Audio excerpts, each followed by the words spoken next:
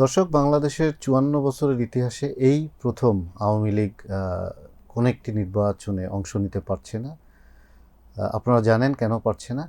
কিন্তু আওয়ামী লীগ নির্বাচনে অংশ না নিলেও আওয়ামী লীগ কিন্তু ভোটের মাঠে নেই সেটা আমরা বলতে পারবো না। আওয়ামী লীগ যে আওয়ামী লীগ ভোটের মাঠে নেই সেটা আমরা বলতে পারছি না, কারণ আমরা নানান দিক থেকে খবর পাচ্ছি যে আওয়ামী লীগের ভোটাররা বা সাপোর্টাররা দেশের বিভিন্ন অঞ্চলে তারা সক্রিয়ভাবেও ক্যাম্পেইন এবং ভোটে অংশ নিচ্ছেন। এই বিষয়ে আমাদের একটি স্টোরি করেছেন এম সাইফুল ইসলাম। সাইফুল ইসলাম, কীভাবে আসলে আওয়ামী লীগের সাপোর্টাররা বা আওয়ামী লীগের যারা আপনি বলেন নেতাকর্মীরাও আছে, তাদেরকে কিভাবে ভোটের মাঠে দেখা যাচ্ছে? আচ্ছা, আপনি যেমনটি বলছিলেন, আসলে 2024 সালের 5 আগস্ট আওয়ামী লীগ সরকার পতনের পর থেকে দলটির নেতাকর্মীরা কিন্তু এক পর্যায়ে একটা চাপে পড়ে যায়।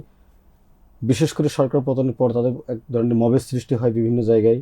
আইন শৃঙ্খলা পরিস্থিতির যে অবনতি ছিল সেই জায়গায় তারা বেশ নির্যাতনের শিকার হয়েছে বিভিন্ন কারণে। তো এর পরপরই আমরা দেখলাম যে আওয়ামী লীগকে নিষিদ্ধের দাবিতে, বিশেষ করে সরকার পতনের আগে যে ছাত্র আন্দোলন ছিল, ছাত্র জনতার আন্দোলন, সেই আন্দোলনে নির্বিচারে মানুষ হত্যা এবং বিভিন্ন তাদের যে বল প্রয়োগ করার যে বিষয় ছিল সেই বিষয়কে কেন্দ্র করে জুলাই যুদ্ধ দ্বারা তারা একটা সময় রাস্তায় নামে। এর প্রেক্ষাপটে বর্তমান অন্তর্বর্তীকালীন সরকার 2025 সালের মে মাসে কিন্তু আওয়ামী লীগ কার্যক্রম সাময়িক নিষিদ্ধ করে। এরপর আওয়ামী লীগের কার্যক্রম এভাবে কার্যত আর চোখে পড়ে না। মাঝে মধ্যে কিছু মিছিল করার চেষ্টা করে, মাঝে মধ্যে ঝটিকা মিছিল টাইপের। সেই কার্যক্রমের মধ্যেই আওয়ামী লীগ কিন্তু আসলে চলছিল। এই প্রেক্ষাপটে ত্রয়োদশ জাতীয় সংসদ নির্বাচনে তফসিল ঘোষণার পর দলটির নেতাকর্মীরা, আমরা বলতে পারি যে এক প্রকার এই নির্বাচনের সুযোগকে কাজে লাগিয়ে তারা আস্তে আস্তে প্রকাশ্যে আসতে শুরু করে। তো আমরা তফসিল ঘোষণার পর থেকে দেখেছি যে আওয়ামী লীগের সিনিয়র নেতারা সবসময় বরাবরই বলে আসার চেষ্টা করছেন যে নো ভোট নো ভোট, অর্থাৎ যে নির্বাচনে আওয়ামী লীগ নির্বাচনে অংশগ্রহণ করতে পারছে না সেখানে আসলে তাদের কোনো কর্মীরা। সেটা কি গ্রাসরুট লেভেলের নেতাকর্মীরা মানছেন যারা বাংলাদেশে আছে? আমরা সাম্প্রতিক সময় এই রিপোর্টটি করতে যেয়ে আমরা বিভিন্ন স্পটে ঘুরেছি এবং সরজমিন যেটি দেখেছি, বিশেষ করে দেশের দক্ষিণ পশ্চিম অঞ্চলে আমি বেশ কিছু সংবাদ কভার করেছি এই বিষয়ে নির্বাচন কেন্দ্রিক। আসলে তৃণমূল কিন্তু কেন্দ্রের নিষেধাজ্ঞার ধারে কাছেও নেই। তারা যেটা বলার চেষ্টা করছেন যে তাদেরকে বিপদে ফেলে যে নেতারা বাইরে আরামায়েশে জীবনযাপন করছেন তাদের কথা শুনতে তারা বাধ্য না। এর পাশাপাশি আরও বেশ কিছু কারণ রয়েছে। বিশেষ করে সরকার পতনের পর তারা যে মবের শিকার বা বিভিন্ন ধরনের নির্যাতনের শিকার হচ্ছিলেন, এই সময় কেউ না কেউ তাদের পাশে কিন্তু ছিল। সেটি হতে পারে স্থানীয় বিএনপি নেতারা কর্মীরা, আবার জামায়াতের নেতাকর্মীরা অনেক ক্ষেত্রে ঢাল হয়ে দাঁড়িয়েছে, ইভেন এনসিপি নেতারা অনেক ক্ষেত্রে হেল্প করেছেন। আবার এসব দলের কোনো না কোনো নেতাকর্মী তাদের উপরে কিন্তু নির্যাতন করেছেন, সেটিও বাস্তবতা।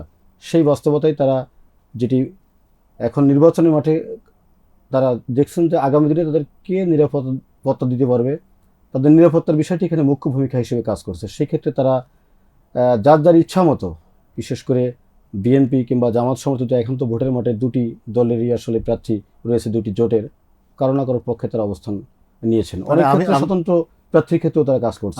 আমি যেটা বুঝতে পারছি আপনার কথায় যে আসলে পলাতক নেতারা বিদেশ থেকে যাই বলুক না কেন, এখানের আসলে পরিস্থিতি ভিন্ন রকম। এখানে আমার নিরাপত্তা, আমার ব্যবসা বাণিজ্য, আমার পরিবার, আমার ঘর বাড়ি সব কিছুই আছে। আমাকে এখানে বসবাস করতে হচ্ছে। সো আমাকে আসলে অ্যাডজাস্ট করে, আমাকে থাকতে হচ্ছে যে কিভাবে আমি সুস্থ স্বাভাবিকভাবে থাকতে পারি। এইটা করতে যে তারা কেউ হয়তো বিএনপির সঙ্গে হয়তো হাত মিলিয়েছে, কেউ জামাতের সঙ্গে হাত মিলিয়েছে, অথবা অন্য দিক থেকে বিএনপি বা জামাতের নেতারাও হয়তো তাদেরকে সাপোর্ট দিয়েছে। তো এই রকম ঘটনা আসলে কেমন সারা বাংলাদেশের চিত্রই কি আমরা দেখলাম যে এটি সারা বাংলাদেশের চিত্র। আওয়ামী লীগের তৃণমূলের নেতাকর্মীরা সারা বাংলাদেশেই তাদের মোটামুটি ভোটের অংশগ্রহণ আছে। আপনার স্টোরিতে আসলে কি আছে যে তারা কাকে আসলে সমর্থন দিবেন? আসলে আমরা যেটি নির্বাচনী কাজ করতে যেটি দেখেছি এবং আমাদের অনুসন্ধান যেটি বেরিয়ে এসছে সেটি খুবই স্পষ্ট। সেটি হচ্ছে যে আওয়ামী লীগের কেন্দ্রীয় নেতাদের নির্দেশনা আছে অনেক ক্ষেত্রে যে তারা এবার যে গণভোটটি আছে, জুলাই সনদ বাস্তবায়ন, বিশেষ করে রাষ্ট্র সংস্কারের যে পরিকল্পনা সরকারের আছে, রাজনৈতিক দলগুলোর কাছে যে ম্যান্ডেট দেওয়া হয়েছে, সেক্ষেত্রে তারা না ভোট দেওয়ার জন্য তাদের এক প্রকার বলা আছে যে না ভোট অংশগ্রহণ করার জন্য।